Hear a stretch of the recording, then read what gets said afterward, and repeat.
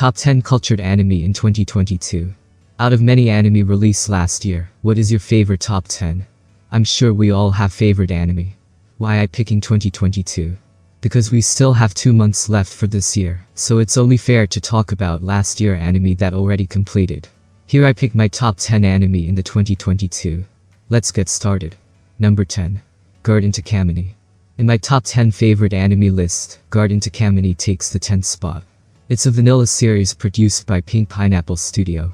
This anime follows the story of Tomoya, who lives with his relatives, the Takamine family, as his parents are frequently overseas on business. The Takamine family consists of a mother and her 2 daughters. The mother treats Tomoya like her own son.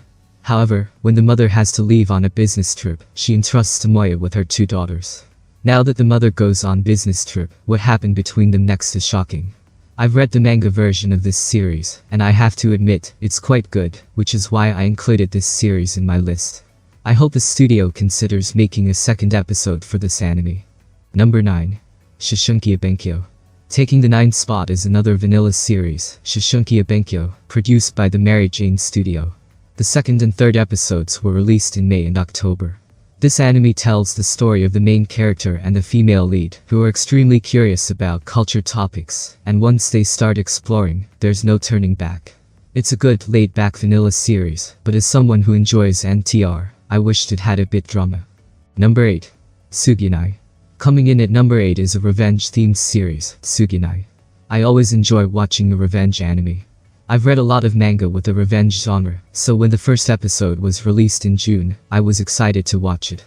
The story revolves around the main character, seeking revenge after his sister is bullied by a group of rich individuals. So far, the story is relatively average, but when it comes to the cultured aspect, it's quite enjoyable. I'm eagerly waiting for the release of the 5th episode, and I hope it won't be too long before it's out. Number 7. Haji Plus. Number 7 is occupied by the series Haji Plus, from the studio NER. Plot-wise, it's a bit mediocre in my opinion.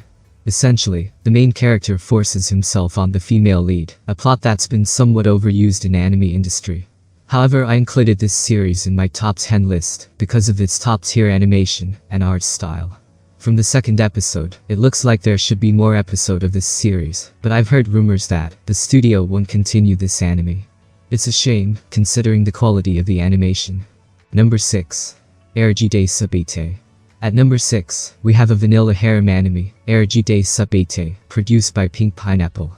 The story follows the main character, who is exceptionally talented at drawing cultured material. Then the club wants to create a cultured game with the MC's help, but first, the MC needs some personal experience first. I must admit that, the first episode was my favorite. The animation and art style in this series are truly exceptional. I'm uncertain about whether the studio will release a 3rd episode, but based on the source material, the comic version one, there should be more story to explore. Number 5. JK, Genkai Kabi. Another vanilla series takes the 5th spot, and it's produced by Studio King B. It's a significant comeback for the studio after many years. And if you guys notice, this new series is also made by the same studio. Unlike Queen Bee, Studio King B has been delivering excellent animation and art style. This series undoubtedly deserves its place on my list of the best anime in 2022. Number 4. Sonit Subomi. To be honest, I struggled to comprehend the plot of this series. Studio NER released episodes 3 and 4 in 2022, after a 2-year gap since the previous episode in 2020. I included this series in my top 10 list, primarily because the animation is simply outstanding. Additionally, the waifu in this series is quite beautiful. The ending left me a bit perplexed, but aside from that, the cultured aspects are truly exceptional. Number 3. Sameon Sidu. This anime made a comeback with episodes 5 and 6 in March 2022, following the previous episode that aired in 2020. I understand that not everyone is a fan of NTR and mind control anime. But as a cultured man who appreciates a wide range of anime genres, I found the 5th episode of this series particularly engaging. In this episode, the fat man takes his hypnosis game to the next level.